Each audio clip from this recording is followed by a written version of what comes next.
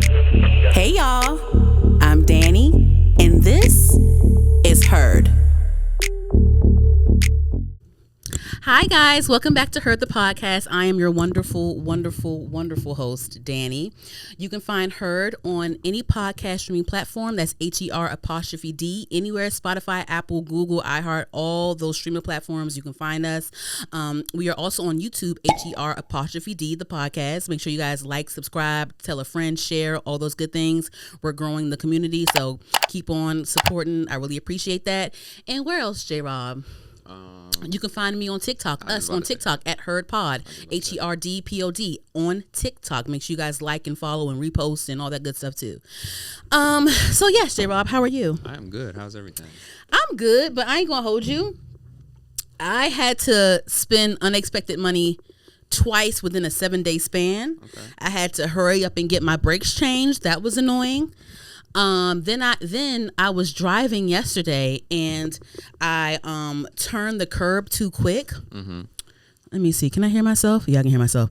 Go ahead, talk, J-Rob. Yep. Yeah, I can hear you too. I turned the curb too quick. I turned it too quick. Busted my tire. Slid it. So then I had to go and get a tow and go get a new tire because the car I have doesn't come with a spare tire. Oh, it don't? It does not. Dang. So I had to get a tow to a tire place and I had to get a new tire. So that was annoying. But other than that, I mean, I'm blessed. Right, just be blessed. I'm blessed, and that's just what that's going to be. Right. Yeah. So I'm blessed. Thank God for that, right? All you can do is listen, I keep seeing the message like, God won't give you anything that you can't handle. So I'm feeling it right now. I'm really feeling it because I've been running around with like a chicken with my head cut off. Is that how you say it? Yeah. I've been running around like a chicken with my head cut off the past like couple of weeks anyway. So yeah. I like your little outfit. It's like nice and shit. I like it though. Thank you. Like the classic 574s. Nah, these 498s, 443s. 574. 574. I was right. You said 578. I said 574, then I said 598, right? Am I lying? I got those. Oh, I think you see mine. I got mine in all white with the neon tongue. Yeah, you saw it? Yeah. I used to have rocking them here sometimes. Yeah, I do.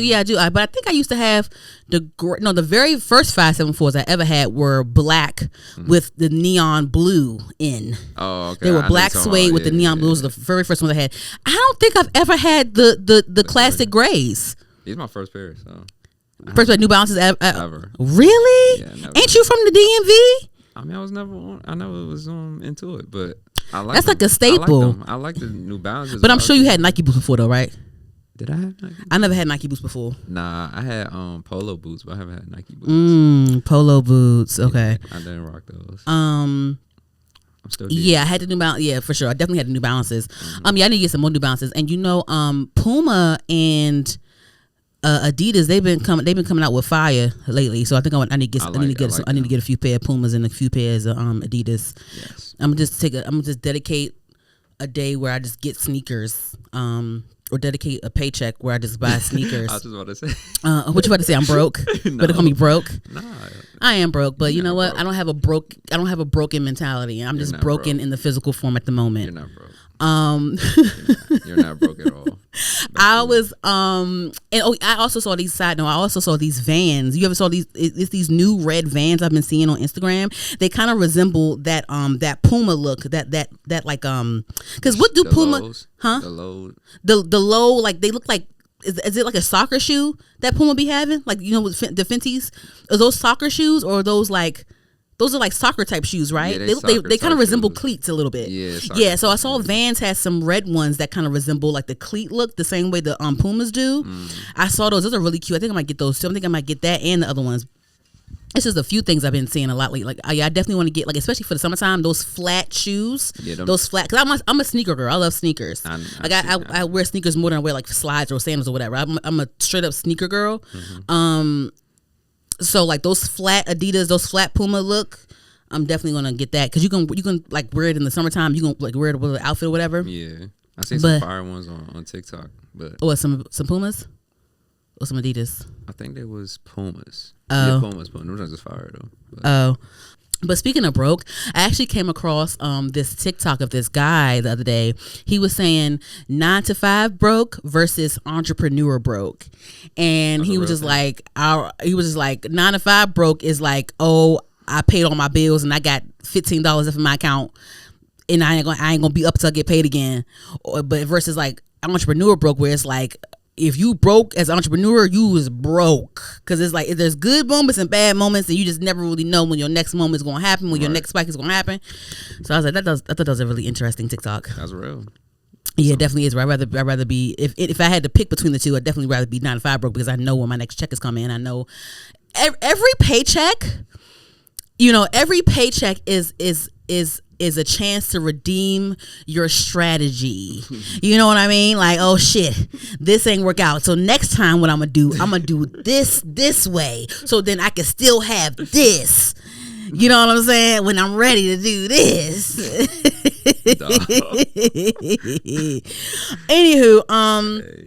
Anywho, yeah. So moving along, before we get to the meat of the show, I just want to shout out a couple of little quick random things that aren't quite the topics. But did you hear about Beyonce's choreographers being robbed in Atlanta? I guess they were in Atlanta and they parked the car. Mm-hmm. They parked the car in the parking garage, and I think they went inside of a store or something like that. When they got back, they saw that the car was broken into. The people went through their luggage, stole the computers, and full of Beyonce, unreleased Beyonce music, and unreleased set lists and all of that in Atlanta. Damn. I'm like, God damn! I heard they be cutting up in Atlanta, but God damn. Yeah, Atlanta don't play. They said that it was like the music was like watermarked. So I assume that, I don't know, whatever producer tag or whatever, I don't know. Was it a producer tag that stamped? They probably stamped it at certain times. All of that good stuff. Yeah, that's a real thing. Yeah, like tags and shit on it. Yeah, or like they like. Well, so how, if you had to watermark a song, like how would you watermark it? Like, because I feel like if you watermarked it, you should do more than just like shouting out the producer tag. It should be something else, right? Yeah, it might be like a sound effect or like just something to like something repeatedly. Mm-hmm. So you won't get like a clean loop or something. Mm-hmm. You know what I mean? Mm-hmm. Like, so you can't steal it. Yeah. Like this one part goes to like 2 bars, but it's a sound gonna come in like every 2 bars, like every 1 bar. Have you ever had to watermark a song for somebody? Because J-Rob is a producer, by the way. When he's not being my engineer, he produces music. You haven't had to do that? Mm-hmm. Have you ever had to sign an NDA before someone released some music? No. You ain't there yet, huh? But when you get that chance, oh my God, I can't wait. Right? Oh my God, J-Rob signed an NDA. He can't tell me. Oh my gosh, like, or like I'm talking about somebody right now on my show one day, and like you might have done a song with them, and you can't tell me, and I'm like, J-Rob, but what's it like? I can't say. I signed in the NDA. You already do that anyway, so I know. What? I said you talk about them anyway, so I know. I'm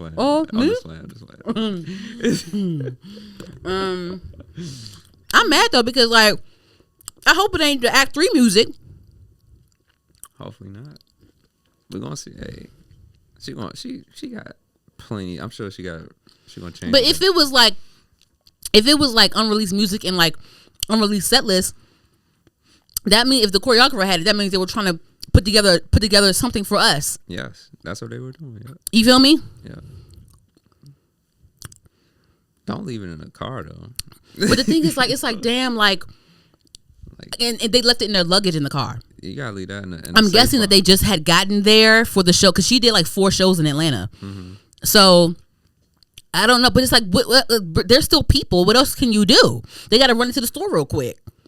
But at least throw the laptop in a safe deposit box or something. Yeah, like go to the hotel first and then drop off your luggage, then go to the store. Then do that. Yeah. I hope they didn't get fired. Don't leave it a chance. I hope they didn't get fired. I probably don't. You don't think so? I don't know. It's a mistake, That's costly though.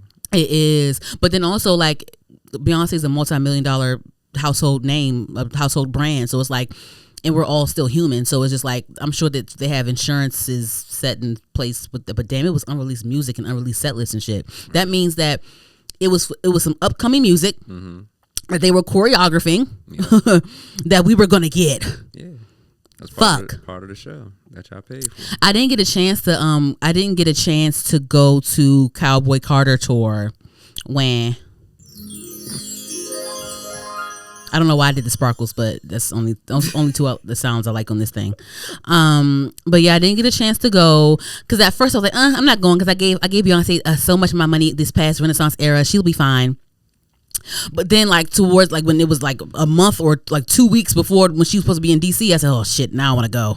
Fuck. So then I couldn't I kept trying to wait and look and see the prices and stuff. They fluctuated, but it was still crazy. And I was like, maybe I should try my luck trying to get a ticket the day of.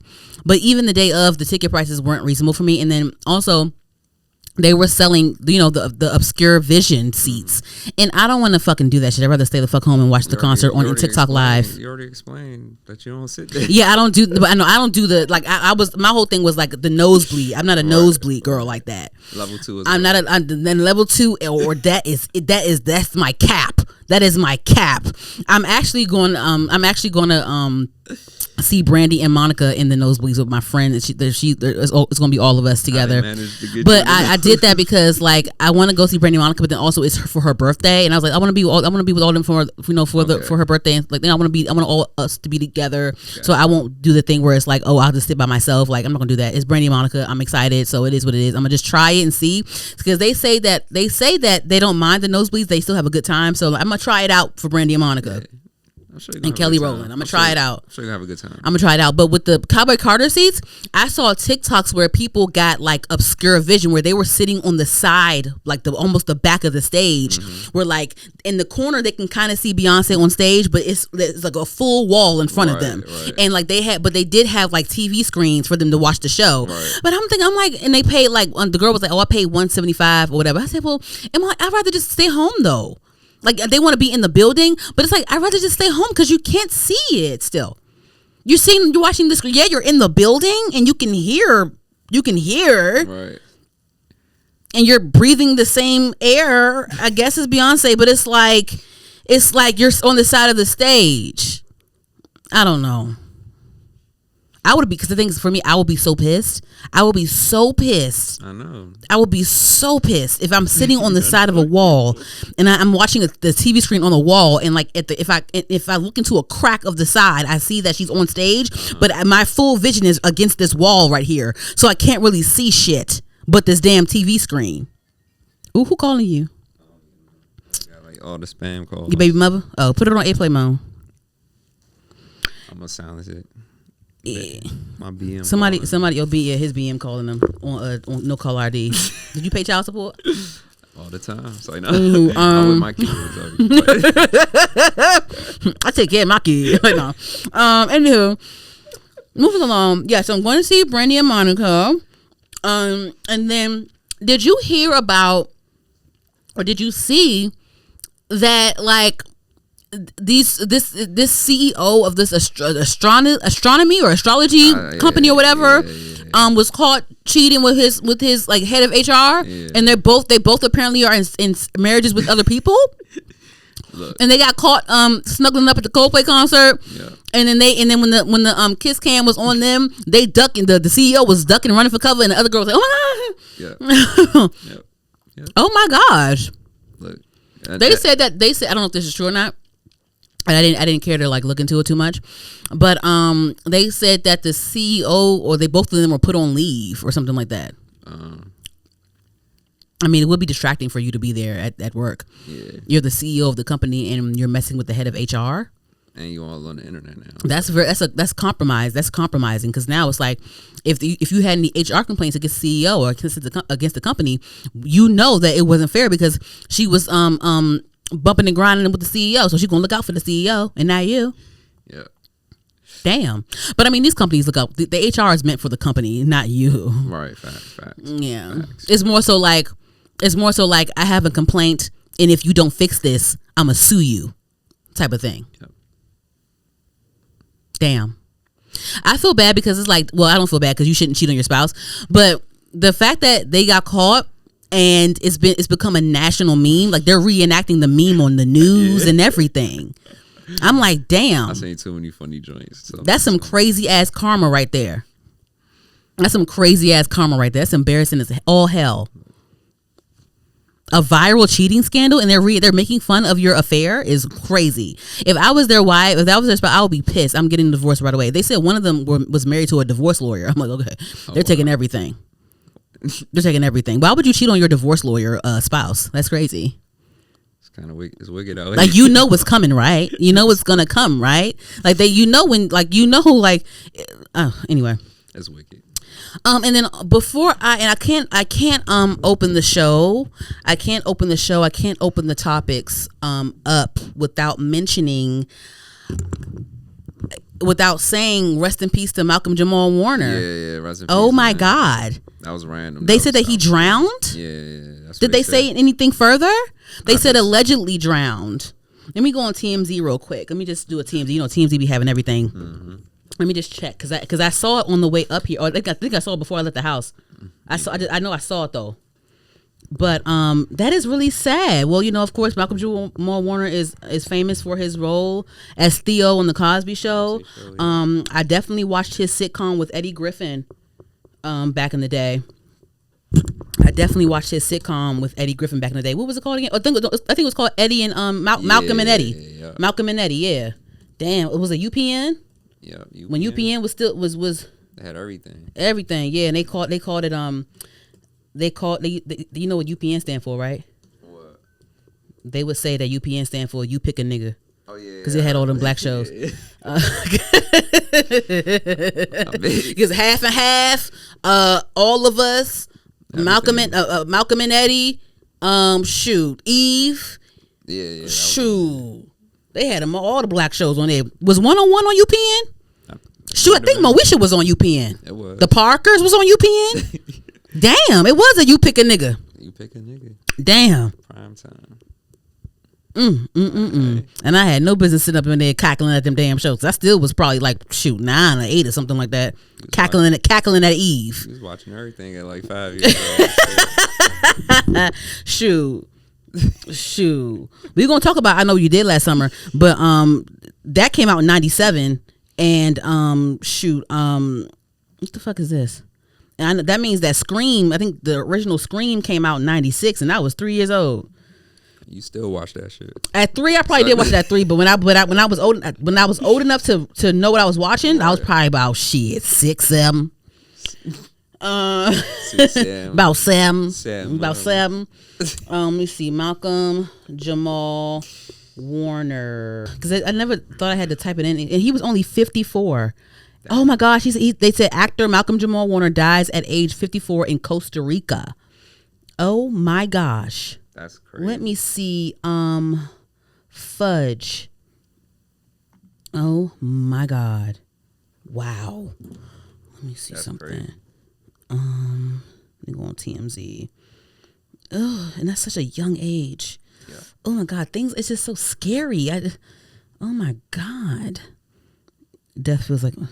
So they said Bill Cosby said Malcolm Jamal Warner's death feels like my son's murder. What? Oh, I guess his son was murdered. Oh shit. Oh my God. Oh my gosh. Bill Cosby's son was murdered at one point? Oh, yeah. He was? Yeah. Oh, gosh. Died in Costa Rica, so I guess he was on vacation? Oh, gosh. Okay, I don't see a lot on here on TMZ yet, so I guess I'll keep an eye out. But, yeah, rest in peace to him. So I couldn't start the show without mentioning that. Yeah. But anywho, on to another note. Welcome to the show. Here is the meat of the show, the pop culture topics, heard on the curb, if you will. If you've been watching for a little while, I call it heard on the curb. So here we go. All right. So Shannon Sharpe actually settled the lawsuit with the OnlyFans model. Oh, so at first he was going to fight it, I guess, but then he decided on settling it. I didn't see an exact number of what the settlement was, but she was initially suing him for $50 million. Of course, it's probably either that or much lower, whatever. You have any guesstimate of what you think he settled for? I say $10 million. I was just about to say something like that, like $10 million. Yeah. I think he probably was like, I'm not about to fight this bullshit because at first the way he was talking when it first came out, he was like, bring it on and release the tapes and all of that. Because they said that them tapes, it was giving race play and all types of shit. And it was at that they said something about him strangling her, and like I guess it was on tape of that. It was on tape, like all that shit. But maybe he was like, look, like he saw how that whole Diddy trial was going. They releasing audio and tapes and all types of stuff for the Diddy trial. He's like, look, I don't want none of that on me. I don't want none of that on me. Even if he came out on top, it's still a court case. It's still litigation. It's still going to be revealed that you did this. Is going to still overshadow whatever future deals that you could get. So I guess whoever advised him said, look, just settle with the bitch, and we gotta go. We had to move on to these deals, because he had a $100 million deal on the table right before this came out. Though they like, look, people are gonna forget about it. It's whatever, because he's still interviewing people. He's still releasing interviews and stuff. So he's still carrying on. Right. But with Chad, I'm like, look, Chad, like, it's every time something happens with their like nightcap situation. Mm-hmm. Shannon Sharpe, it's always some bullshit with Shannon Sharpe, and they got to postpone it because they had I think they had a nightcap tour in the works or something like that. I think it was like a tour in the works, or like a live show tour or something like that. I don't know. They had something going on where they had to postpone it because of his legal situation, and that's irritating. Especially, I'm Chad. I'm not in no bullshit. I mean, well, yeah, you might hear about my bullshit here and there, but I ain't in no legal bullshit. Right. Fact. That's a fact. Anywho. So there's that. Talked about Beyonce. I talked about that early. Okay. Oh my gosh, J-Rob. What? Megan Thee Stallion and Klay Thompson are dating. Oh yeah. I was like, "Ooh, this is really cute." And of course, I think I saw him before, but I didn't know who he was until of course he dated one of my girls. So like now I know who Klay Thompson is. I think he played for the Golden Golden State Warriors, right? The Golden State Warriors, right? And then now he plays for the Dallas Mavericks, right? Okay. Yeah. They said that he's like one of the best shooting guards. He is. He's a shooting guard, right? Okay. Yes. He was the Splash Brothers. Him and the what? The Splash Brothers. What the fuck is that? Him and Steph Curry. They're called the Splash Brothers? When they was playing, yes. That's when they was on their run. They was dropping threes. Called the Splash Brothers? Yes. Okay. Dropping 3-pointers back to back. He's a great shooter. So he was just... He was just traded.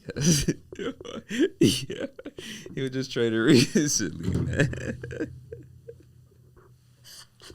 I did not know this man before. I know. You don't know nobody's voice. Oh my God. I'm surprised you know Steph Curry. Stop playing with me. Shoot my shot, Stephen Curry. That's the song. You ain't know. I know Steph Curry. Stop it.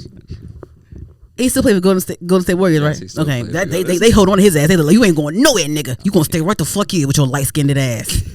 All his kids look just like him. It's like, whoa. Like, it's like, Aisha, girl, you just the vessel sister. Because they all got his face. All of his kids have his exact face. Nah, facts, they don't look like their mama at all. Facts. That's who. So the Dallas Mavericks is a good team too, right? Or no? I haven't checked in a minute. Wait, so what position does Steph Curry play?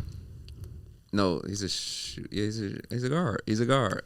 So there's more than one shooting guard on the team? Point guard and shooting guard. So what was Klay Thompson's position? Might have been one or the two. I don't know if they swapped. I don't know. He might have played forward. I gotta check because I don't know. I just know he can shoot. I just know he's a shooter. So he definitely shot his shot at Megan Thee Stallion. Yeah. No. So listen, Linda. Hold on, listen, Linda. So listen, Klay Alexander Thompson. Small forward. Okay. What the fuck is a small forward? The 3. The 3-point shooter? No, the 3. It's 5 positions. The 3-point line. 1, 2, 3, 4, 5. Huh?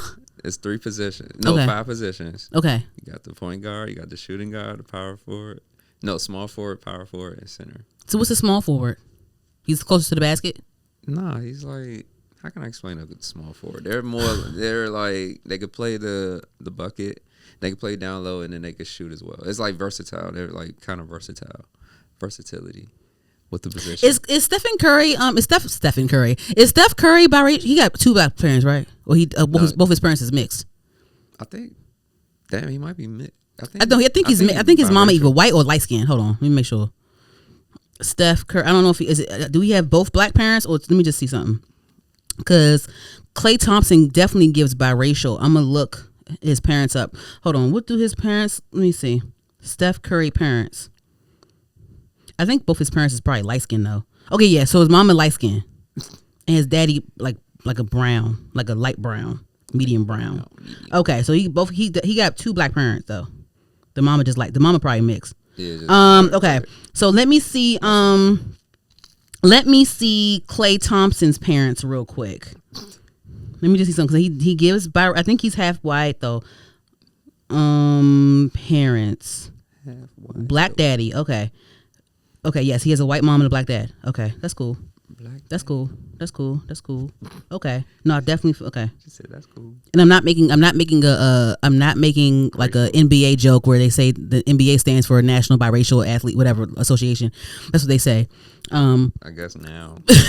Because it was that one. I think it was like I guess it was one year. It was like a draft. It was like one year there was a draft announcement, and they were showing all the drafts of the NBA, and everybody had a white mama and a black daddy. Like all the boys had white mamas and black daddies. White mamas, black daddy, and they called it the National Biracial Association. Oh, wow. Okay, so yes, Klay Thompson is dating our girl Megan Thee Stallion. I think that is so cute. And you know what? It was like a, and the launch was like, it was a soft breadcrumb, then it was a hard launch. I think it was a medium launch because Klay posted her with her back turned, but we all know how Megan's back looks. Like, what the fuck? But then, and then she was, I guess they were in the Bahamas, I guess, or whatever, and like she took her Bahama bikini picture, and he was off in the corner on one of the beach chairs. Is that Klay Thompson? Oh shit, are they together? Oh wow, they're together. And they stepped out. They made their red carpet debut at Megan's foundation. I believe it's called the Pete and Thomas Foundation. The name of her foundation is a tribute to her late mother and father. Let me see. I think it's called the Pete and Thomas Foundation. It says, founded by Megan Thee Stallion, the Pete and Thomas Foundation provides resources for women, children, senior citizens, and underserved communities. So that there's her advocacy right there, and her. Do you call that advocacy or is that philanthropy as well, or? Yeah, philanthropy. Yes. So there's that. We love a good cause. And I love the way he talks about her. Like, I love the way he talks. And the thing is, like, I don't even know. I was just so shocked. 'Cause I was like, wasn't she with Torrey Craig? Because who was he again? He plays basketball too, right? Damn, I forget. I feel like maybe like 5 episodes ago I mentioned him and I mentioned Torrey Craig and Megan Thee Stallion, but then now this episode I'm listening to Klay Thompson and Megan Thee Stallion. So because I could have swore she was on like a birthday trip because her birthday's in March. She's an Aquarius, I think. So her birthday's in March, and I could have swore I saw her on vacation with Torrey Craig back in March. Possibly. But then now in July we're seeing her and Klay Thompson. So again, April, May, June. So in them 3 months he must have fucked up real bad. And then Klay was already right. Klay Thompson was probably already eyeballing her. Yeah, probably was already eyeballing her. And my whole thing is like, was there like a breakup announcement, a Torrey Craig breakup announcement? Because like, how would he know that they broke up? Or maybe they met because he plays for the Dallas Mavericks, but she's from Houston. But does she live in Houston? I don't know. Maybe they met at an event, and maybe he asked if they maybe their people hooked them up behind the scenes. Maybe I don't know. Slid in DMs, somebody. I don't know. Maybe I'm trying to figure out what happened with her and Torrey Craig. Like, was it some baby mama drama? Maybe it was some baby mama drama that she was like, oh no, I'm not dealing with this. I don't think Klay Thompson has any kids. I don't think he has any kids. It says he doesn't have any kids, but then he has a nice dating history. I heard that he used to date Coco Jones. Yeah. Because at first, like, I was like, ooh, like, how's that going to work? Like, Megan dating basketball players because they have to play each other at some point. And then I saw that he was messing with Coco Jones at one point. And I said, okay, well, he messed with somebody in the music industry too. So I mean, hey, he can't really fault her because like, nigga, you messed with one of my peers. I could have did a song with her. Now it's gonna be awkward now. But speaking of Coco Jones, sidebar, she's engaged now to another athlete. Hold on. You know, I don't know. I was like, you know, I don't know. Hold on. She is engaged to Cleveland Cavaliers, Donovan Mitchell. Yeah. They're engaged now. So clap it up for Coco Jones. They were making jokes about how Sierra and Russell Wilson were probably behind that one. But I don't know because doesn't Russell play football? But you know, the friend group is small, you know. Okay. You never know. I don't know, but that'd be nice. I want Megan to, the way that Klay was talking about Megan, I'm like, girl, this might be your husband. It's something about Klay, because I don't know him. It's something about Klay, like from the clips that I saw, once I'm getting to know him now. Because I have access to him. I'm getting to know Klay Thompson now. And just the way he just carries himself, his stature and the way he talks, and just like, everything about Klay Thompson screams husband. It just screams husband, and just like he gives noble, and you know, honestly, like at this point, you know, just with her career and just the obstacles that Megan Thee Stallion has been through, you know, whoever she's with, they have to have a thick skin. They have to be 10 toes for her straight off the bat right away. That's because true. you know you're gonna get some bullshit when you pop out with Megan Thee Stallion. You know it's gonna be haters and it's gonna be all these things. And as a man, you just gotta be ready to go up for Megan Thee Stallion because you're with her now. Mm-hmm. And you know a lot of things are all out there now, so there's no secrets. I know when she was with Partisan, a lot of the stuff came out with how she used to be sexually active with like different rappers, and you know I guess she lied about who she slept with to party, and he had to find out through the internet, and that kind of was a thing. But now all these things are out, and you know that she is all out on the table now, and she's still you know finding you know candidates. Life partner candidates. She's still finding men. She's still getting into relationships with these high profile men, which is great. Like I love that for her. But I did find it kind of funny, or I found it kind of interesting that the pop out happened right after the lawsuit from her photographer was announced. Because at first, you know, her photographer, I believe his name is Emilio. He's suing her for let me see, what is he suing her for? I guess let me see Megan.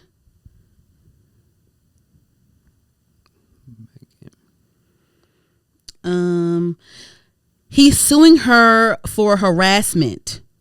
I believe sexual harassment. One of his, you know, he claimed in the lawsuit that she had sex in a truck with a woman in front of him, and you know, he felt like he at some point she fat shamed him at some point, and he felt like at another point he felt like, you know, his hours were being cut back until like he basically was phased out of being her cameraman.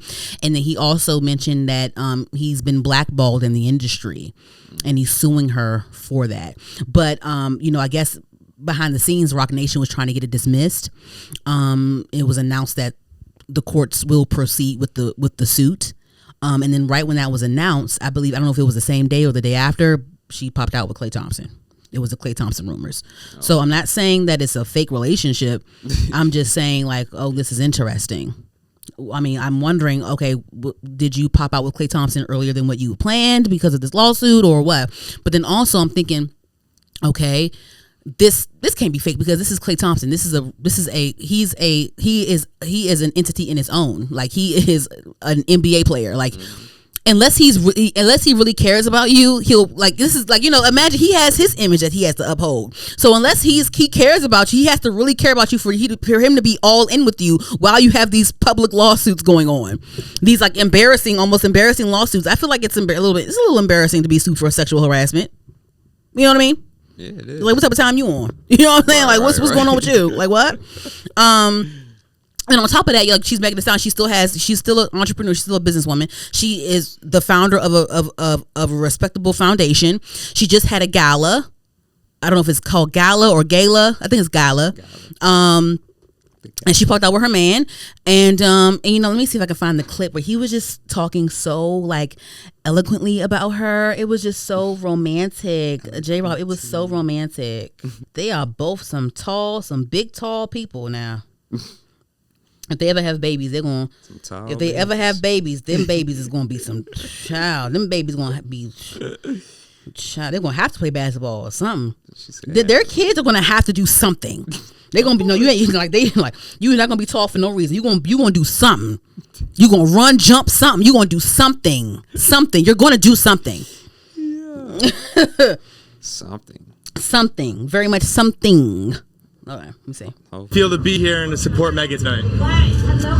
Well, it feels incredible because Megan's such a special person and she inspires so many around the world. I've seen it firsthand, and this is just another incredible feat of hers to be able to give back, create a foundation, and raise a ton of money for those in need. And I'm honored to be here by her side. I know I would have loved to meet Holly and Joe. I know both of them would be so proud of their only daughter, just because of what not only she's been able to accomplish, what she's also going to continue to do. She has never been put in a box or allowed herself to be put in a box, and she just continues to inspire so many people around the world. And on top of that, raise a ton of money this evening and just do so much for so many in need. The way he talks about her, despite all of like the troubles that she has and all these things, like I love that for her. And once again, he definitely gives husband. They had a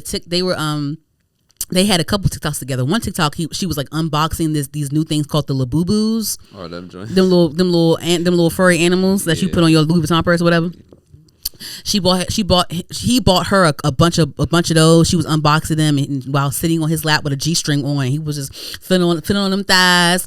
And then there was another TikTok where she was working out and she was doing a voiceover. They were doing voiceovers together on her TikTok while they were working out. It was so cute. It was so cute, J-Rob. It was so cute. It was so cute. I love that he's with a black, even though he's a black man, but I love that he's with a black woman. I love that. I love seeing these athletes with black, like respectable black women. Brown, dark-skinned black women. I love that. Black. I love that. Blackity black. I love that. Anywho, moving along. So, oh yes. Before I move on to the next thing. So recently, this happened today. I guess let me go on here and see what podcast these grown ass men was on. These grandpas. Let me see something. You know, I'm not going to listen. Respect to Shaquille O'Neal and Mike Tyson's careers, but this is some bullshit. So they were on. Let me see. Shaquille O'Neal and Mike Tyson were on, I guess, Shaq's podcast called the Big Pod with Shaq. Yeah. So yeah, they were on some live show taping or whatever, and the person asked about Klay Thompson and Megan Thee Stallion. So we're going to listen here right now. He was in the Warriors. Did you see the news about the new hot couple? Who? It is Klay Thompson and Megan Thee Stallion. Who's Klay Thompson though? He plays basketball. He was in the Warriors. He's one of the greatest shooters of all time. He's now on the Dallas Mavericks. Really? And he's with Megan Thee Stallion. 6 weeks. I'm going to say nothing. I'm not going to say nothing. Weeks. My kid, I can't say. So what Shaq is doing, he's setting the line, our DraftKick Sportsbook line, at the summer. 6 weeks. You don't see it lasting into the fall. 6 weeks. What, did it surprise you? Come on. No. I don't know. Listen, man, she got shot for that. That might be last for a long time. 6 weeks ain't nothing. So, the guy on the show, right? I give a little. The guy on the show is talking about, oh, did you hear about the news about Klay Thompson and Megan Thee Stallion getting together? And the first thing Shaq says is 6 weeks. It's not lasting more than 6 weeks. And then Mike Tyson said, oh man, I don't know. Like, he's like, I don't know. She got shot for that pussy, right? Wow, these are grandfathers or people that can be grandfathers. That's crazy. That's crazy work. So once again, Klay knows what he's getting into when it comes to the public scrutiny of Megan Thee Stallion. Right. So I just can't wait to see this man stand up for her. Like, that's another thing. I hate to see black women be torn down and be made fun of and made of a mockery. But I do love seeing men and black men stick up for them. So let's see what Klay Thompson does, because Shaq was an NBA player as well. So that's interesting to see how that goes. So let's see what Klay says, or I don't know if he's going to say anything, or like I said, I don't know him like that yet. I don't know if he's like a hothead or whatever. I don't know if he's a behind the scene type of guy where it's like, oh, let's call me, get Shaq on the phone, nigga. If you ever in your life talk about you know what I'm saying? Like, you don't know if he's going to do it over the phone. Probably. He might, he might do it over the phone, and then next episode, Shaq's gonna be like, "Hey guys, I'm sorry. Apologize. I spoke to Klay, and I'm sorry." You know, like whatever. Anyway, so that was interesting. That's crazy. So today y'all actually believe she got shot now. If y'all believe she gets shot, if the joke goes that way, but if the joke goes the other way, it's the other way. Which one is it? Anywho, next topic. And just real quick, I had nothing to really say about this. The other day I saw Nicki Minaj going at it with SZA. That was kind of strange. I never thought I would see that coming. And that's all I'm gonna say on that one. Next. Lastly, on the list, are you familiar? I know, because I've gotten into streaming a lot lately, watching all the streamers and stuff the past like year and a half. Are you familiar with the streamer named Neon? Yeah. He's a young boy. So I guess he's like, they said that he's like half Pakistani, half Indian, Hindu. Something like that. Something like that. So I guess he had, I've seen his face. I've never dove into his content. Mm-hmm. So I guess he had some sort of, he had like a shtick going on at one point where he was super racist and, he was super racist. He talked, I saw some clips after when I was researching, definitely tore down black women, black people. At one point, I guess him and Cenat got into it. Yeah. He said that he was going to F his mom and called his mom Harriet Tubman and all kinds of nasty things. I saw one clip where he said, I think he was trying to say that Ruby Rose was fine. Like I think he was trying to say that Ruby Rose was like hot. But he was like, yeah, I usually think black women are hideous, but Ruby Rose is just like, I think I saw him say that. I was like, okay. And there's another guy, there's another one, another weirdo. So I guess he was mainly on Kick while he was doing these things. And to my understanding, the streaming platform Kick is where, you know, they don't have the same restraints or the same rules as Twitch does. You can just say whatever on Kick and not be booted off. Like, you know, with Twitch, they'll ban you if you do something crazy, like say something crazy, do a slur or do something on stream that's crazy. But with Kick, they're a little bit more open. Where you can say whatever, do whatever on Kick, and I guess he would do all those things on Kick. So now I believe he's trying to transition to Twitch, and he did like a whole Twitch announcement. He like filmed a whole like trailer of him transitioning over to Twitch, and now I think he's on some type of press run, some type of damage control press run, I guess, to clean up his image. He's 20 years old right now, to my understanding. When he was doing these things, he was between the ages of 15, 16, 17, whatever, 18. Like that, yeah. Still whatever, but you know, whatever. So he was recently on the Breakfast Club. I saw. I ain't gonna lie. Because I do the Breakfast Club every morning. I go straight to when I wake up. I go straight to the YouTube. I play the YouTube while I'm in the shower. And I saw his thumbnail on there. I said they interviewing Neon. What the hell? Did they do this because they can't get Kai? What's going on here? Didn't click it. So I keep seeing like little clips of like, oh, people saying that they bullied him and the Breakfast Club was so unprofessional. Blah blah blah. I'm like, what are y'all talking about? So I actually took the time to watch the full interview. Oh, you watched it? Yes, I did. I watched the full interview. Oh, and first off, this is what I'm gonna say about this. When have y'all ever upheld the Breakfast Club to a certain quote unquote professionals? They are professionals, but like, why are y'all all of a sudden acting like the Breakfast Club was some cookie cutter show where it's like they're never gonna say this and that, and then like the Breakfast Club is known for its shock. The Breakfast Club is known for its edginess, especially when they have guests on the show, especially when they don't have guests on the show. Yeah. So my whole thing is, excuse me, what? Anywho, let me see. Did I save any clips of this bullshit? Let me see something. I want to see if I can find a clip of the interview. If not, that's still fine. I can still talk through it. There's a small little, let me see.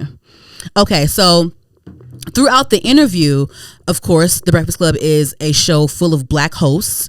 And they have this young man on in their chair with a digital footprint, a history of bashing other people of color. He's a person of color as well. He's Indian, which is like, but you know, just because you're someone of color doesn't mean that you have prejudices against other races. But anyway, of course, they have this man on his show, and he's trying to do this press run of his transition to Twitch, and he's trying to polish up his image and stuff.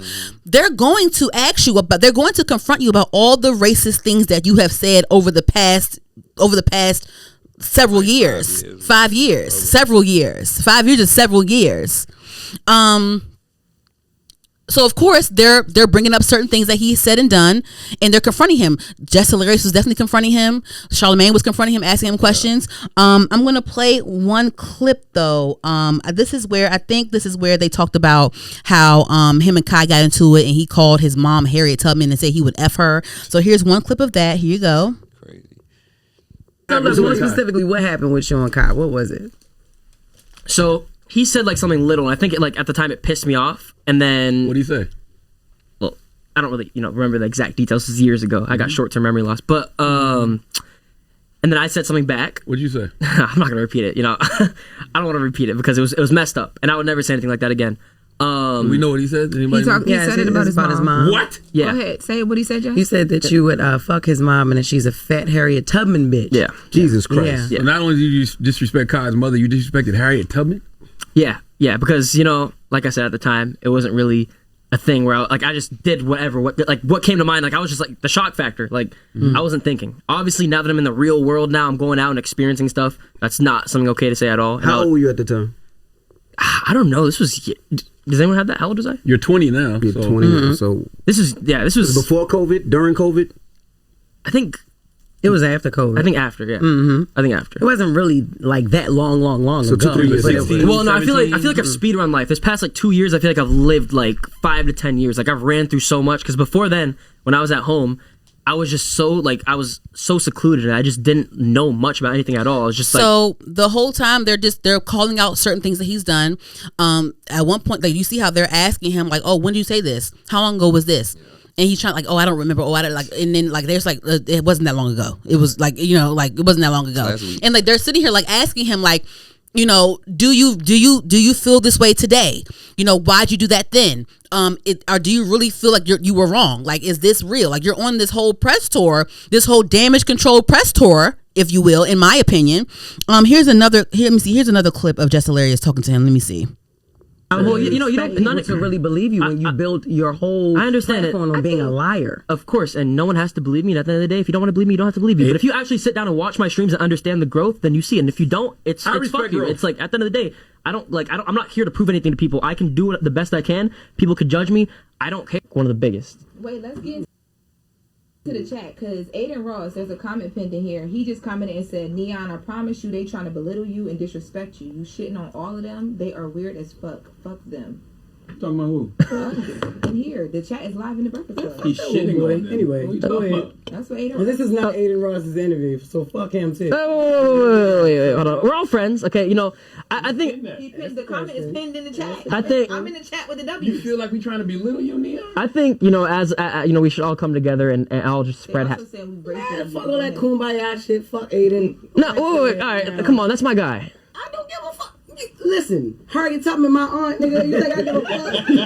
I don't give a fuck. But you're comparing something now to like. I'm not gonna lie, your chat is wild racist. Yo, they right there. They black bitch, monkey, watermelon, emoji. I'm literally looking and I don't see any of that. What? They race baiting. Cause fuck the short hair monkey. They race baiting. Fuck. Oh, it's moving too fast. Yeah, whoa. Fuckers was here. They wouldn't say it at all. That's another thing about streaming and just being behind. You also have to understand this is the internet. This is not just my chat, my community, right? This is the internet. The internet, just like me back then, would say whatever they want. Yeah. So this isn't like a representation of me, obviously. But it's funny though, because the reality is, I know this is a bunch of kids in here who don't know no better. But if we were really assholes, we wouldn't have had you up here. And as soon as I heard about the Cenat thing, we'd have told you to get the fuck on. I mean, disrespecting somebody's mom and then saying that shit about Harriet Tubman. If we were really being assholes or really trying to belittle you, we would told you. I understand that, man. I just feel like at the end of the day, you can't hold something against someone if they're changing and becoming a better person and understanding. You know you're changing, and how? Well, you don't to really believe you when you build your whole. I understand it. On being a liar. Of course, and no one has. Well, and like Jess Hilarious the whole time. Jess Hilarious is saying like, how can we believe that you're really a changed person when you're here because of your hate, your hateful comments, your trolling? How do we now know that you're not that person anymore? How do we know that this is real? That was her whole thing behind it. And then also, these are black women up here, and you're talking about Harriet Tubman and as an insult, and then like but that was right after you said that you were going to F someone's mom, someone's black mom. Like I don't. And then so then they're reading off the chat. They're reading off of Neon's chat while they're interviewing him because he's live streaming the interview as well. They're saying F those monkeys, watermelon, poop emojis, all types of racist stuff in the comments in the chat, right? So Charlamagne mentioned like there was one comment saying like, oh, they're race baiting you, those monkeys are race baiting you. How can you call someone a monkey in the same sentence and say that they're race baiting you when after you call someone a monkey in the same sentence? Do you understand the people like J-Rob, since I've been like really more consistent with uploading and stuff, I get like idiotic comments as well. Like imagine my little small platform. I'm still getting idiotic shit as well, right. Like crazy shit. I'm like, did you watch the clip? Although I know it's clipped up, but did you watch the clip? Are you still commenting this after you just watched this clip? No way that you're commenting this after you just watched this clip. So like, it's like. It's becoming more like, wow, there's a lot of people out there that are just idiots, delusional, all kinds of crazy shit. But it's just like those people these people really exist. But but Jess also said like if they were here in this room, they would not be saying all of that. Not at all. But it's like his hateful comments are proving the point as to why they feel the need to confront this young man in front of them. He's 20 years old. He's a young man, but he's still an adult, and he knew that it was wrong what he was doing. That's why he was doing it. He knows this. And you said the word shock value, right? Say it again. Shock value. Yeah. Put the mic up. Oh, shock value. So J-Rob just said shock value, and at one point in the interview, Charlamagne talked about how remember when Charlamagne back years ago he was a demon. Charlamagne used to be a demon back in the day. He was the shock jock of the Breakfast Club. I feel like Charlamagne definitely even in his like shock jock era, like he definitely elevated the platform, but. He was a demon back in the day. He even said, like, I understand because I was a shock jock back in the day. Like, I understand that. You know what I'm saying? I understand you're trying to elevate because I was like that back in the day.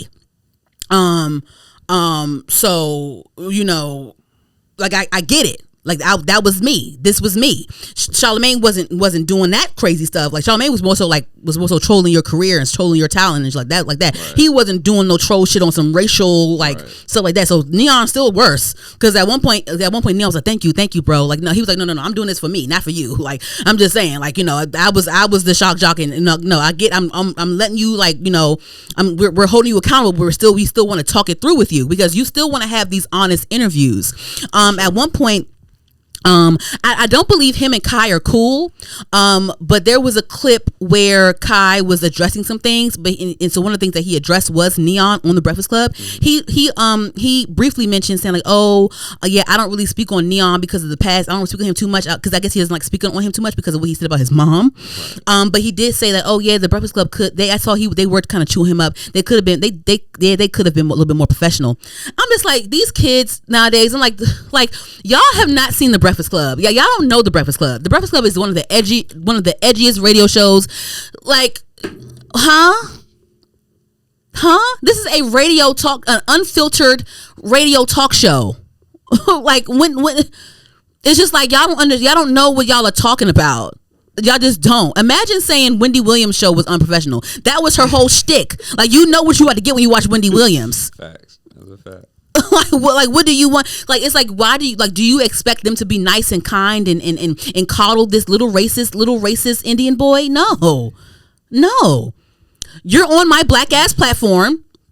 Even Charlamagne said, "You lucky." Like if we were assholes, we would have told you to get gone after I heard what you said about Cenat's mom. But no, we want you on here to discuss, to talk about, to redeem yourself, because that's words are hurtful. Words are very harmful. I don't care what you say. Words are very harmful. And then Adin Ross, dumbass, he's like, no, fuck them, whatever. It's like, you don't really, that's what I'm saying. Like, that's why I love what they did. They held him accountable and they were asking the questions. Just Hilarious was asking the questions, because how do we know that this is genuine? How do we know that this is genuine? Because look at your fucking chat. Yeah. Look at your chat and look at who you hang around. Adin Ross is in the chat saying, fuck them. Like, they're literally, like, it's valid that they're asking you these questions. It's valid that they're confronting you about your racial remarks on this black show. It's all valid. So why do people want him to be coddled on The Breakfast Club?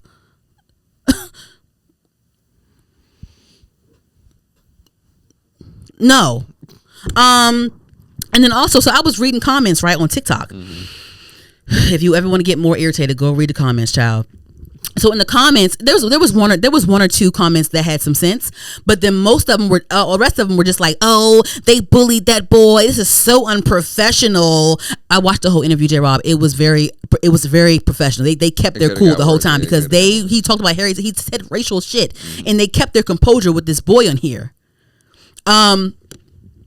There were comments saying like, "Oh, Charlamagne doesn't do that to the rappers that kill people on the show, and he doesn't do that. He didn't do that to Birdman, and he didn't do that so and so." First of all, the reason that Birdman was pissed was because of what Charlamagne was saying about him. All true. But then Birdman left out the room. He was in it for maybe a minute and left out the room. Yeah. And then on top of that, we saw Charlamagne get beat up before. In passing, we've seen, and the thing is, even after the whole little scandal where they said, "Let me get a drop," what was it? "Let me get a drop," or some shit like that. They said he was in Fredro Starr. Q from Moesha. He was in Fredro Starr's face. They were about to fight. He was pissing Fredro Starr. I think he pissed off Beanie Siegel. I bet you Beanie Siegel squeezed him up a couple motherfuckers, didn't he? I'm sure. He probably had Beanie Siegel. He was pissing off Beanie Siegel. I think that didn't Nelly want to fight him one interview? He was pissing Nelly off so bad that he wanted to fight him in an interview or something. Like, people, these gangsters, these rappers have wanted to fight Charlamagne on camera after what he provokes them on camera. So we've seen this. So it's just like, what do y'all even talk? Y'all just say anything. Y'all just sit and say anything. Y'all literally say anything. It's like y'all are idiots. J-Rob. So Cenat's crew, AMP, they're doing a whole like summer stream. They're streaming every day of July for 30 days. So I've been watching their streams and stuff. And so each person is taking like a turn, like streaming like at certain times of the day. And then they usually end off with Kai, or they probably end off with Phantom or whatever. So I was watching the stream one day. So I was watching Chris Next Door. He's a part of AMP with Kai and Phantom and Duke and all them, right? And Chris Next Door, he's from PG County. So I definitely keep an eye on him, because I'm like, oh well, shit, he from Maryland. Like, he from Seat Pleasant. He said he from Seat Pleasant. So I said, oh, bet. Like, I try to keep an eye on him and stuff. Like, see what he's doing. I love that he's from Maryland. He really reps PG County. I love seeing PG County on the map. I love that, right? Sure. And I love how Reggie's putting Baltimore on the map even more. Because we when we see Maryland people, we more so see like Baltimore, Maryland people type shit. Like, we see like Jada, Monique, and who else is from Baltimore? There's a whole so we usually see a lot of Baltimore people or whatever. We got Taraji from DC. We got Regina Hall from DC or whatever. But like, I love seeing a PG County person on, right?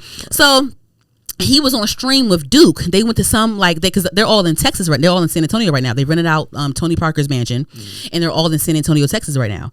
So they were at some like seafood crab place. Him and Duke Dennis, they were eating crabs, right? So Duke popping them crabs. He eating them crabs. He from South Carolina. He plucking them crabs. He eating them shits, right? Chris Next Door is sitting here like, yeah, like, how you do this? How you eat this? I'm not really a crab guy. I'm like, nigga, ain't you from Maryland?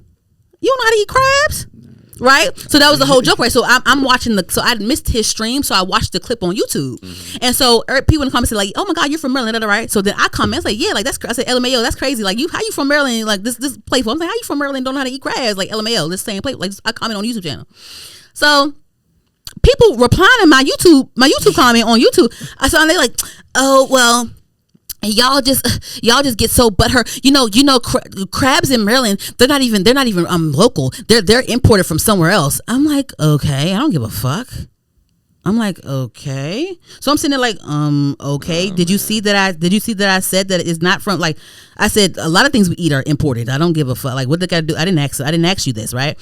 And then they're replying to me, you're bruised because you guys take so much pride in your crabs. They're not even local. You guys say you're bruised. You have a bruised ego. Like, someone saying that to me right now, saying that to me. I'm just like, what? I'm sitting there like, Internet is crazy. I'm like, what? Somebody else, so I'm replying sarcastically, right? Somebody else is like, yeah, like you're just mad, like you're just mad, like they're not, like he's telling you they're not even local, they're not even local crabs. I'm like, what did I don't give a fuck about. I don't care. I'm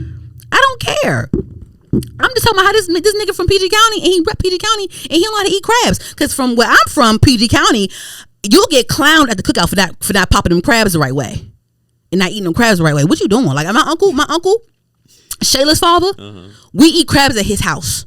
Right. And I remember when we was little, I do like, he like, no, dude, no, you better eat, no, what, no, you got, no, you did, what you doing? Her father, like, no, what, no, you get clowned at the cookout for not eating crabs right. Pop them crabs like you know how to pop them crabs.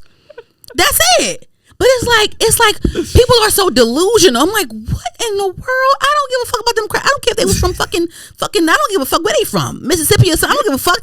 They're here and I'm eating them. They're here and I'm eating them. I don't give a fuck where they from. Why the fuck would I care? Your groceries are not local. Yes, certain ones, but not everything. But yeah, but.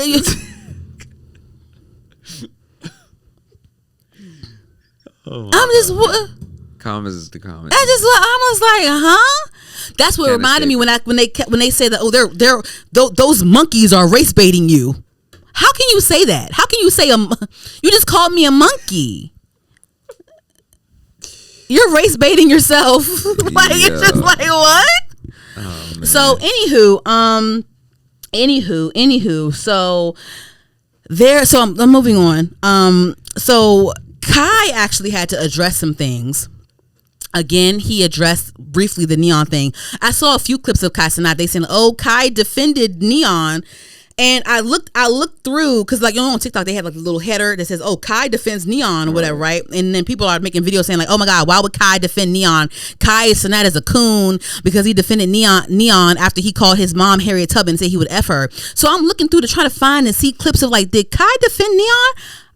I saw that clip where he talked about Neon for 2 seconds and he didn't defend him. He said, like, I don't speak on him because of what he said about my mama, but they were kind of professional on Breakfast Club a little bit. But anyway, but he said that was a dumb thing to say, but it's like, I don't think he defended. Is that a defensive thing to say? I don't think so. No, right? All he said was but like Tyson, he's 23 years old, so he don't know the Breakfast Club like we do. So it's like that was this little thing that he said. Right. But like he wasn't defending him. From the look of it, I think he don't fuck with him still. Probably. I'm right. Sure he don't. Anyway, so he's keeping it cute for the camera. He don't, you know what I'm saying? He keep it like whatever. But anyway, so at some point, I guess there was a little thing where I guess the people noticed that Adin Ross and Kai weren't seen together very often.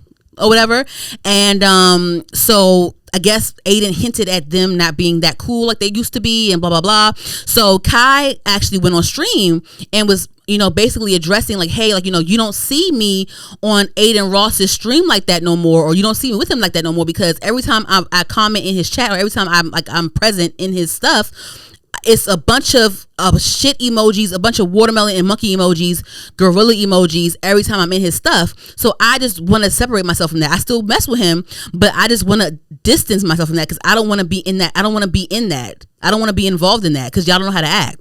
So he talks about that a little bit on the stream, and so I guess they have a thing where, like, you know, these streamers they react to you know, you can be the streamer and the streamer can come in and they can do a split screen. They can react on your stream, right?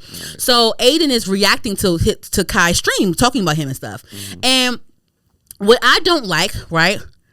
And I don't think all white people are like this, but there's some white people that I just don't think they're genuine, especially when it comes to being around people of color. With Adin, I think that he's one of those people that they're not, like, he'll be nice to you, he'll do nice things for you, but it's like, what's your motive? That's how I feel. Like, I don't feel like he's very genuine, because when Kai was on there and said like, hey, like every time I'm in your stream, I always see a bunch of watermelons and monkeys.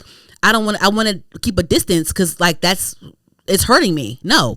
And so Aiden is reacting to it, and he's saying like, "Oh, but that's everyone's chat. That's everyone's chat. Like that's everyone's chat. Like that. Fuck that. But that's everyone's chat though. That's everyone's chat though. He's not reprimanding his chat. He's not saying, "Hey guys, stop, chill out." He's saying, "That's everyone's chat. That's everyone's chat." And I think at one point, because Cenat, he's friends with that Asian boy named Ray. You know Ray, right? Yeah. So I guess like he brought up the time, like, well, because Ray said the N-word one time, and I guess Ray said the N-word one time, but like Ray is still learning English, and he's around a bunch of black guys. He probably slipped up and said it and didn't say it anymore because I don't see him say it.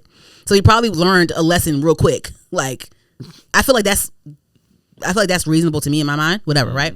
Okay.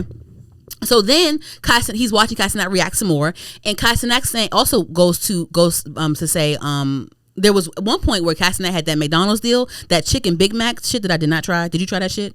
I didn't try that shit either. But he had the whole chicken Big Mac deal, right? And so he's talking about how one time Adin Ross's manager called his phone. Adin Ross' manager is a white man, by the way. Of course, he's probably a hip hop black person enthusiast. But he called Cenat on the phone saying, he said, Kai said, your manager called me at 4 a.m. Talking about a chicken Big Mac, nigga, a chicken Big Mac, nigga, at 4 a.m. on Cenat's phone.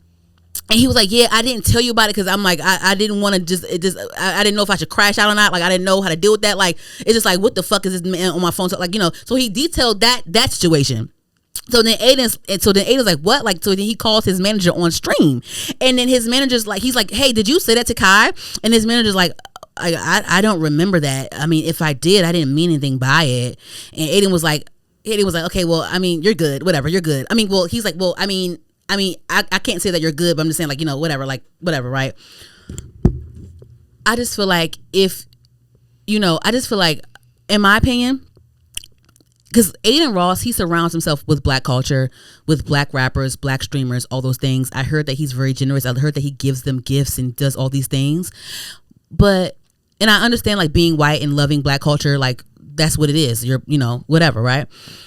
If you really care about what hurts people, and you really call these people, because he calls these people his friends and stuff, his brothers, his whatever. But if you really care about me, you should understand why that hurts me. And then you should also understand that you should condemn that in your chat. These are your supporters. They do it because they know that you don't give a fuck. And to my understanding, if you have a chat, can't you filter out your chat? Can't you mute words? Can't you mute things in your chats? I don't know. You can mute certain comments on Instagram. Right. I think one time when SZA was on Cenat's stream, they said that he muted certain words. Okay. Because she's a very sensitive whatever. So I heard that he muted certain words in his chat when she came on his stream. Gotcha. So it sounds possible. So why don't you do it on your stream? And why are you shrugging it off and saying that, oh, this is everyone's chat, huh? Anywho, yeah, I'm just saying, like, that's what I just feel like. If you're a success, this is just my outlook on things. If you're a successful person of color, especially in the black community, just be careful with people. Be very careful and pay attention to how they treat you and how they treat others, and be attentive and pay attention to what they condemn and what they don't condemn. Because if I was Cenat, I wouldn't be calling Adin my brother no more. I just sat here and told you that it hurts me when I go in your chat and I see a bunch of emojis of gorillas and watermelons and monkeys and stuff, and you're shrugging it off saying that's everyone's chat. Like, you're not my brother. I don't trust you. I don't feel safe around you. I don't trust you. Because let's not lie, Adin Ross and all them, they're around each other because it's beneficial. Period. For sure. Period. I didn't like the way he talked about Doechii. He said that he called Doechii like a motherfucker, you untalented motherfucker, a bitch, all this stuff. He clowned Megan Thee Stallion for getting shot because he's so Team Tory. He don't give a fuck about women. Then my whole thing is, how can you sit there and say Doechii's untalented, but then you're all up on Sexy Red? And no disrespect to her, but it's just like, Sexy Red is more of a I don't want to diss Sexy Red by saying this, but Sexy Red fits the mold of the caricature. Ooh, am I saying it right? Caricature of the stereotype, like, fits more of the stereotypical black girl that the white community condemns, versus a Doechii, where it's like Doechii is a multidisciplined artist. if anything, she is the talent. She is multi-talented. Yeah. But it's like you'll say that about Doechii, but then you'll sit here and you'll uplift Sexy Red because what, she was on a Drake song or Drake loves her or what? What is it? It looks good that you're with Sexy Red on for stream or what is it? How can you say that about Doechii and not feel the same way about Sexy Red? How? So none of this shit is genuine. I just want all the black kids to be safe. I'm serious. I want all the black kids to be safe. No, seriously, be safe and watch your surroundings. Be safe, watch your surroundings, and watch the people around you. Pay attention to what they allow and don't allow. Because sometimes that shit, not to be dramatic, sometimes that shit is life or death. I'm sorry. Nah, facts though. That's a real. PSA. That's a real. It gets to a point, dude. Like, it gets to a fucking point, in my opinion. That's true. That's all for me. We've been on here yapping. Yeah, that's all for me. Real quick, on to the shows and the music real quick. There's been a few projects that dropped within the last couple of weeks. There was Jackboys, the Travis Scott compilation project. Sheck West on there, Don Toliver, MM3. He had some NBA YoungBoy on there. He had a Glorilla feature on there. I love that Shine song. So he had a bunch of people on there. That's his compilation album of his label, right? Jackboys, or I think it's it's his his compilation album Jackboys 2. And Justin Bieber dropped his album called Swag. He dropped it as a surprise. The rollout definitely gave Mr. Morale and the Big Steppers the imagery. I think her name is Renelle, or is it Raynell or Renelle? I think she's like a creative director. I saw that her name was stamped on here somewhere. I don't know if she was the conceptual behind it, the creative direction behind it. I follow her on Instagram. She's pretty dope. I think she's like friends with Solange, and like I think she's in a relationship with A$AP Ferg. But yeah, the rollout definitely gave like Mr. Morale and the Big Steppers, like, because he had Haley on there with his baby and stuff like that. The album was pretty solid. There was a Sexy Red feature on there, and I wish he would have had SZA on there instead of Sexy Red, or someone else to sing with him. And the Clipse dropped their project. Everywhere. They're everywhere, yeah, right? They also did Tiny Desk too. Everywhere. They did a press run. Their album is number 4 on Billboard 200 albums charts, and they sold 118K first week. That's pretty good. It's their first album in 16 years, right? Is that true? I think that's what I read. Their first album together in 16 years. Yeah, I'm glad that Malice came back. Yeah, he been killing it. Yeah, like I definitely appreciate the Clipse for sure. I saw Pusha T in person in passing one time. He was in DC doing something. I think this is when one of his solo albums had came out. I think it was back in this had to be 2021 or 2022, whatever album it was, in 2022 or 2021. He was out doing some press and out doing like some promo, and he had like a pop-up. He had a pop-up down at Union Market at the Somewhere shop. I saw him in passing. He was nice. He waved at me or whatever. He was nice. But yeah, I listened to the whole thing, and like I appreciate the artistry. Like, I'm not playing Clipse in my rotation every single. I'll play like grinding, when I keep in the line, and the casket drops and like all that stuff. I'll do that in my rotation or whatever. Like this one I haven't put in my rotation yet. But I listened to the whole thing, and I appreciate these grown men. They still got it. They're still the top rappers. They still rap circles around these new guys. Pusha T still popping his shit. And he not afraid to do it. He's still very entertaining. And then also Tyler the Creator just dropped his album today. Today's Monday. He just dropped his album today called Don't Touch the Glass. I listened to it on the way here. It's definitely a fun. Tyler is very talented. You know that you're going to get an amazing production. Sure. He wanted to be about just being free and dancing, and he has a lot of like upbeat tempo stuff on here. He paid homage to a lot of I feel like he paid homage to LL Cool J back in the day on his cover art at least. I love the album. I'm gonna play it again on my way back home. It's just like a 28-minute project. He tweeted that don't expect this to be this like he was just like, look, like this is just a collection of songs, y'all. This is not no super conceptual album. It's just a collection of songs. Like I'm like, oh, this is giving mixtape. What's going on? But it's a 28-minute project, and it still feels like a solid body of work. It doesn't feel like a bunch of stuff put together. It feels like he has a couple of songs that flow into each other the way I like it. I love a good flow in, good cohesive transition. I enjoyed it. I love the tempo. I love the experience. He has a Knuck If You Buck sample in there. I'm like, okay, oh shit.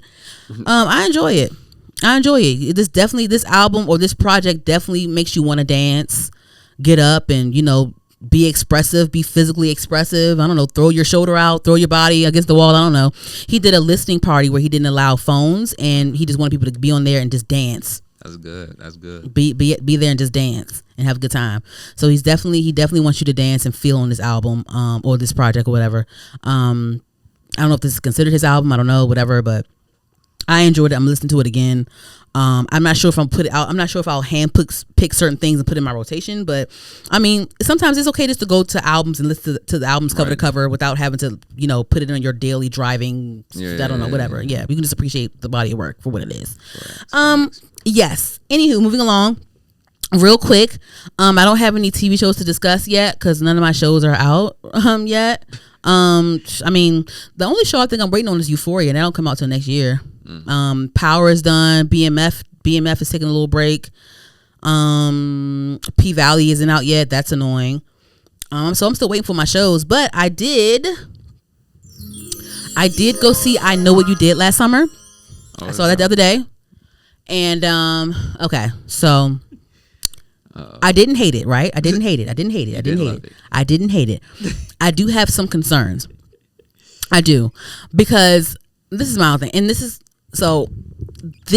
a spoiler alert. Spoiler alert. So I was pissed, right?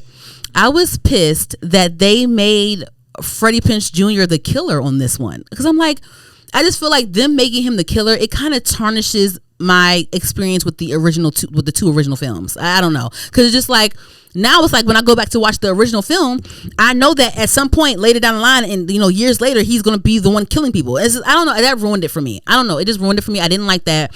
I don't hate the casting. I am becoming a fan of Tyreek Withers, the guy I told you about, the actor. Mm-hmm. I am becoming a really big fan with him. I love how he can, like, even though, like, he's definitely, have you seen him? He's definitely white. He's biracial. He's definitely white passing though. Like, it depends on how he wears his hair. Like like if he wears his hair, like, like if it's grown out a little bit and it's straight, like, you can walk past him and not think a thing. You have to sit and, like, turn to him and talk to him for a couple of seconds. Like, okay, wait, hold on. You got something going on. Oh, okay. Like, but in passing it's like, okay, white guy, whatever. You know what I mean? Right. But like he played the jock role, like that, how it was in the original. Mm-hmm. I love how they gave him a black mom. The black mom had a bleach blonde wig on, but the black mom and the white dad or whatever, he was like the spoiled rich kid or whatever. The dad like was like basically owned the whole freaking city and whatever. So I loved his role. I love how they casted him. That was cool. The casting didn't piss me off, and I do enjoy. I love how they put they put like podcasting into, like, because the new media now is podcasting, whatever. I love how they put like a podcaster, like someone that wanted to break the story and someone wanted to like research, and they had a girl on, like, it was basically giving, like, they had their own Gail Weathers on here on this one. Okay. And I really loved that. I really loved how they had their own version of Gail Weathers on there. I'm just annoyed that they killed her off, because it seems like from the ending, it seems like they're going to have another sequel come out. I hate how they killed her off, because they could have elevated her role in the sequel or in the next reboot. They killed her off, and that pissed me off. Like, why did they kill this girl? She could have been useful, because they the Scream has Gail Weathers, and I feel like Gail Weathers plays a key role in every movie. Mm-hmm. They could have done something with her. I thought it was annoying how they killed everybody but the two girls. And then, like, at the end of the freaking movie, they went and they left the hospital and went and grabbed ice cream on the beach, like, as if like their boyfriends didn't just die. Like, one girl, both her fiancés were killed in front of her. They were killed. Damn. I was like, but then y'all were grabbing ice cream at the end of the movie as if all your friends didn't just die, and like that you didn't see all of their dead bodies. And there was one scene where Tariq Withers and his father, they both were killed, right? And then after they were killed, they all found out that they were dead the next day, and their bodies were hung up as like fish. Oh, wow. Their bodies were pent up as fish. They were just hanging fish basically. Mm-hmm. But then in the movie, you're grabbing ice cream. Like last night, your ex-fiance was killed and hung up and strung up like a dead fish, ready to be fried up. And then you're grabbing ice cream at the end of the movie. It's just I don't understand. I didn't like that. I just feel like this movie, you know, I don't know. I know it has to be up with the times and stuff, but like it just felt a little bit too. The death scenes were great. I love the killing scenes. Those were great. The chase scenes were great. I love that. That was great. And I love the killer revealing and popping up and leaving. I love that. But I just feel like the dialogue was kind of to me, and I feel like it was a little bit too quirky, and like it gave kind of goofy at some moments. I don't know, and I don't remember the original being that way. Even though I was a young, I was born in the '90s, but I was a young girl watching these things. But I don't know, because I feel like even with the Scream remakes, it wasn't corny. They kept up with the times, but it wasn't too quirky. It wasn't trying too hard. Like the Scream franchise, they have comedic moments, but it didn't give super goofy. I feel like this remake of I Know What You Did Last Summer, I feel like some of it was like too much of a goofy undertone to me. Of course they had Jennifer Love Hewitt in there. Of course they had Freddie Prinze Jr. in there, like, you know, he was the killer. But like that was cool, right? Whatever. So then at the end of the movie, mind you, when this whole movie was announced to come out, people campaigned for like they better have Brandy in this. They better have Brandy in this. So they didn't have Brandy in the movie. They didn't have her in the movie, but at the end of the credit, after the credits, of course they had Brandy in the after credits, right? And they alluded to like it being a sequel to the reboot. I was like, so they figured this out last minute. And I feel like they filmed that whole little scene last minute after the movie was shot. They filmed that whole film last. I don't think they had any plans on doing another remake. I don't think they had that. I don't think that. They filmed that ending credit scene last minute, in my opinion. And then because on the ending, this is a spoiler alert. On the ending credit scene, they come in where Brandy and her husband are, you know, at their house. Brandy's on the couch watching the news and how they're reporting about what just happened, you know, what just happened or whatever. They bring up Julie James, and she's like, "Oh my God!" She was like, "Oh my God, somebody always trying to kill this girl," right? Of course, she was in the sequel with her, right? The original sequel with her. Yeah. So then 5 seconds later, Julie comes to her door, knocks on her door. She opened the doors up, and she's back saying like, "Oh hey, like, you know, I'm sorry to, you know, whatever, like, you know, I got this note." And then Brandy's like, "Let's whoop some ass." I'm like, bitch, you just said somebody trying to kill. So you're like, what black woman would ever risk? Like, no black woman is going to do that. See, now with the original sequel, Brandy didn't know what she was getting herself into. Right. You telling me that grown ass Brandy in 2025 is willingly going to put her life at risk for this girl that she was college roommates with? No. And the reason that the people are trying to kill this girl, it has nothing to do with her, and she's going to insert herself in this as a grown ass black woman? No. So I just feel like kind of crazy. I just feel like I don't know if it's like am I mad at the writing or am I mad at the choices, or I don't know what's going on. I don't know why I'm mad. I gave it a 7 out of 10, but now that I think about it, I'm bumping it down to a 6.5 because I don't know. It was probably the writing and the screen. Because y'all stuck Brandy in this, and I remember Brandy saying when people were like, "Oh my God, I hope Brandy's in this." And Brandy even said like, "Oh my God, I hope I'm in it too." So she wasn't a part of it, and they decided last minute after production was done, wrapped up. Let's film a quick little scene and tease the next movie. It's crazy because they probably weren't even sure how this was going to do. I don't fucking know. I'm just surprised that they took this long to even do this because every other franchise there's like 25 different Halloween versions. There's like 20 different Halloween sequels. There's like 8 Scream movies. Like, you know what I'm saying? So I'm surprised they even took this long doing another movie or whatever. But they did do a third one that was straight to DVD. That shit was trash. They do not acknowledge that third straight to DVD. I'll always know what you did last summer. That bullshit. Like, hopefully I think it was terrible. Yeah. It was terrible. It was straight to DVD. I don't think it came in theaters. I think it was like that bad. I think I had a DVD too. I never watched it again. But they don't even acknowledge that one no more. But yeah, I just feel like they could have in the killer, the reason behind the killing, the reason behind the hookmen, the fishermen, they could have done better with that writing. They could have done better with that writing, in my opinion. Those are my thoughts on that. But anywho, that's it for me. You have anything you wanted to mention before we head out? No. All right. Well, thanks for listening to. Huh? I said coming soon though. What you got? Wait, what you doing on? I just gotta go watch it. I haven't even watched Love Island yet. I don't think I'm gonna do it no more because it's just too much. I've been seeing so much feedback, and I'm like, do I even want to get myself into this? Probably not. I don't think I want to. Anywho, yeah. So that's all for me. Thank you again for watching the wonderful Heard the Podcast. Again, we are on all podcast streaming platforms. We are on TikTok at HeardPod, HERDPOD. We're on YouTube, HER''D, the podcast. Make sure you guys like, comment, subscribe on there. And I'm going to keep them coming. Thank you. Peace out. Bye. Keep them coming, shawty.